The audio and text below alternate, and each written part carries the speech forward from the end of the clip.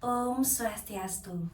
Perkenalkan, saya Ketua Dea Sesar Hayu dari kelas 3 APGST dengan NIM 24110310003. Pada kesempatan kali ini akan membawakan dongeng dengan judul Bawang Putih dan Bawang Merah. Alkisah, hiduplah seorang gadis baik hati bernama Bawang Putih yang tinggal bersama ayahnya di sebuah desa. Setelah sang ibu wafat, ayah Bawang Putih menikah lagi dengan seorang janda yang memiliki anak perempuan bernama Bawang Merah. Sejak saat ayah Bawang Putih meninggal dunia, ibu tiri dan Bawang Merah mulai memperlakukannya dengan sangat buruk. Setiap hari, Bawang Merah harus bekerja dengan sangat keras, mulai dari mencuci, memasak, hingga membersihkan rumah. Sementara Bawang Merah hidup dengan santai dan dimanja oleh ibunya. Meskipun selalu diperlakukan tidak adil, Bawang Putih tetap sabar dan tidak pernah membalas perlakuan mereka. Pada suatu pagi, Bawang Putih sudah bangun sebelum matahari terbit. Baiklah, aku harus menyapu, memasak, dan menyiapkan air mandi sebelum ibu dan Bawang Merah bangun. Sementara itu, ibu tiri dan Bawang Merah selalu bangun siang. Bawang Putih, air mandiku mana? Sarapan belum siap. Kau ini memang lambat. Iya, kalau aku terlambat ke pasar, itu salahmu Bawang Putih. Bawang Putih hanya menunduk. Maaf kak, ini aku siapkan segera. Ia tidak pernah membalas meski perlakuan mereka sering menyakitkan. Suatu hari, Bawang Putih mendapat tugas mencuci pakaian di sungai. Di antara pakaian itu ada selendang kesayangan milik ibunya. Saat mencuci, seekor ikan besar tiba-tiba melompat, menyebabkan selendang itu hanyut mengikuti arus sungai. Hah, selendang ibu, aduh, kalau hilang ibu pasti marah. Dengan panik, ia berlari menyusuri sungai hingga jauh ke ujung desa sana. Di ujung sungai, ia melihat selendang itu tersangkut di depan sebuah rumah kecil yang sangat tua. Seorang nenek keluar dari dalam rumah. Nak, apakah ini yang kau cari? Iya, Nek. Terima kasih banyak. Maaf aku sudah merepotkan nenek. Tidak apa-apa.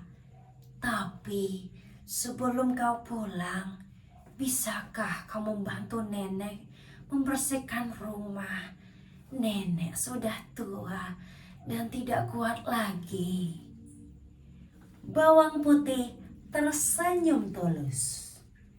Tentu, Nek, saya senang bisa membantu.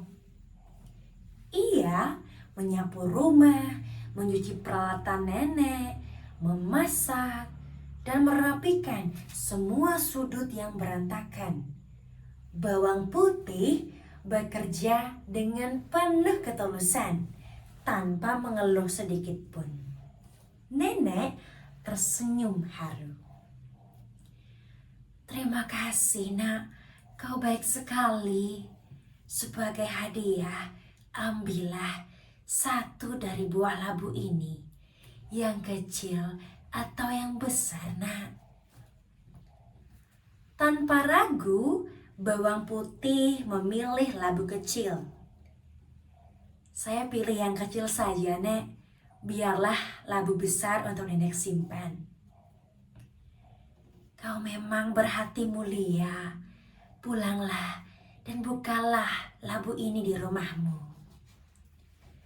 Sesampainya di rumah, Ibu Tiri segera membentak. Lama sekali, apa itu di tanganmu? Hadiah dari seorang nenek, Bu. Tanpa sabar, mereka membuka labu itu. Tiba-tiba, cahaya terang keluar dari dalam labu. Di dalamnya terdapat emas, perhiasan, dan bahkan kilauan permata yang begitu mempesona. Ibu, lihat, kalau begitu aku juga harus ke sana. Aku juga mau dapat labu yang lebih besar. Ibu tirinya mengangguk dengan penuh keserakahan. Keesokan harinya, bawang merah pergi ke sungai membawa selendang dan pura-pura hanyut. Setelah bertemu dengan nenek, ia langsung berbicara dengan lantang.